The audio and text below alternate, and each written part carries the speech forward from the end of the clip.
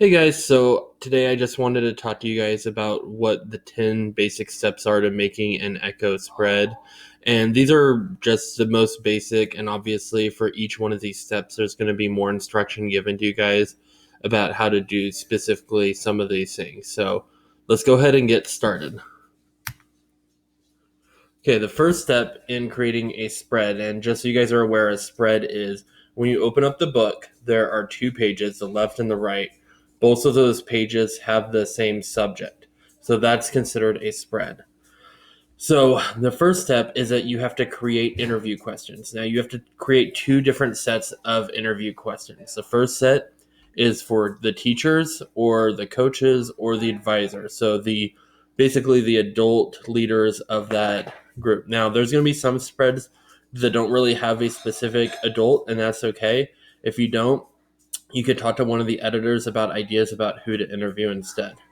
The other set of interview questions you'll have to come up with are for students. So you need to come up with roughly 15 questions for both, I would say, as a minimum.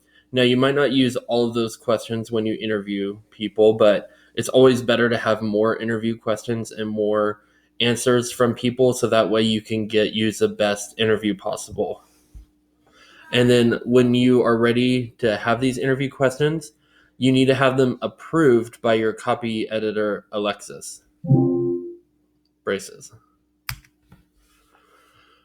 Okay, the second step is the pre-spread interviews. So you came up with the interview questions, you got them approved from Braces, and then now you're ready to actually interview the people. So you interview the teacher, you interview some of the students. The most important interview is the adult interview at first. That's going to help you with your copy later, and I'll explain what that is when we get to it. Okay, next you're going to have to come up with a headline and sub-headline. So headlines are like the catchy tagline for your it's like the title for your spread, and it's basically going to tell us what it's about rather than just saying like football, it's going to be like um just something more interesting and more creative, but it's going to like tell the story it's going to be like setting up the story of that event, of that sport, of that, club, whatever it is that you're doing the spread for. Okay, next, designing your spread. Again, these will need to be approved by a different editor this time. This is going to be approved by your layout editor, Caitlin. So you need to think about what types of pictures you want to have. So obviously, we don't want to have the same picture like somebody like from the same exact angle every time. Even though some of the pictures are going to be kind of similar, especially with the way things are right now. Again, different angles, different types of pictures.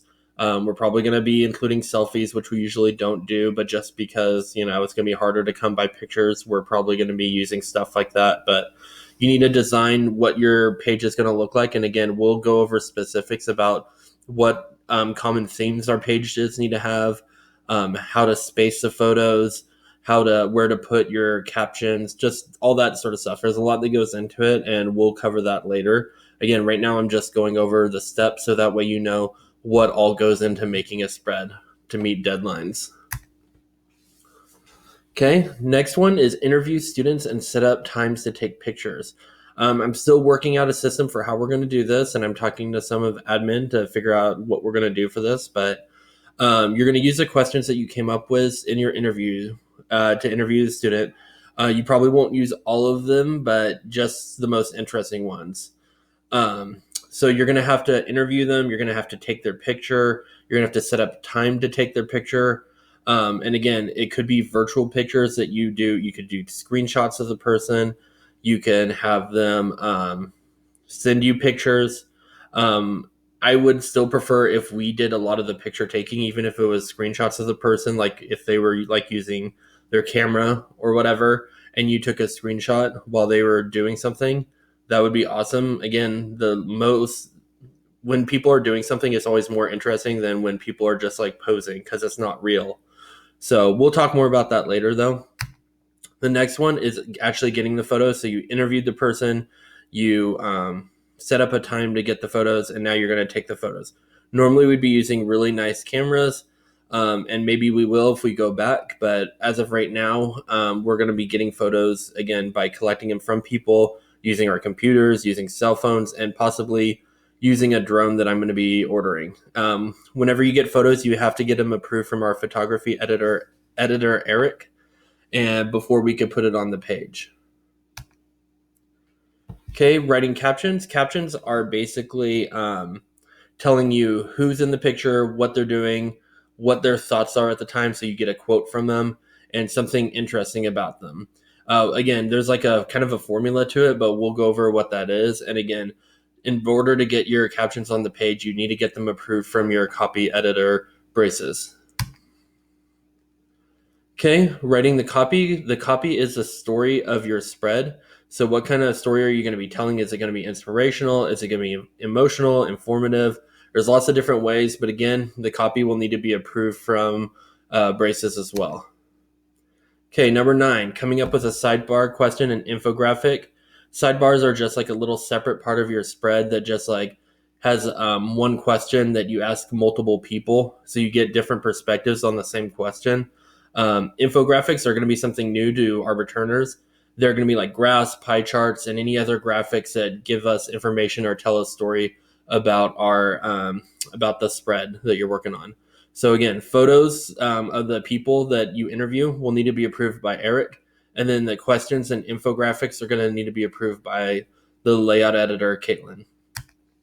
And finally, putting it all together, you're going to be putting stuff on the page as you get it approved. So like you get photos approved, you put it on the page. You get captions approved, you put it on the page. Copy approved, on the page. So everything that you get approved, that way we can see your progress as you're building your page. If you do it at the very end, we'd have no idea how it's going to look. But also, if you wait till the end, you can lose stuff, and it's just better to get it on the page as soon as it gets approved. Okay. And when you feel like you're completely done, Caitlin will approve your layout and make sure that it's ready to be published. So as far as the approval system goes, you give the editors whatever it is that you need to be approved. They look at it to make sure it meets our standards, because we have high standards for what goes in our book and how it looks at the end.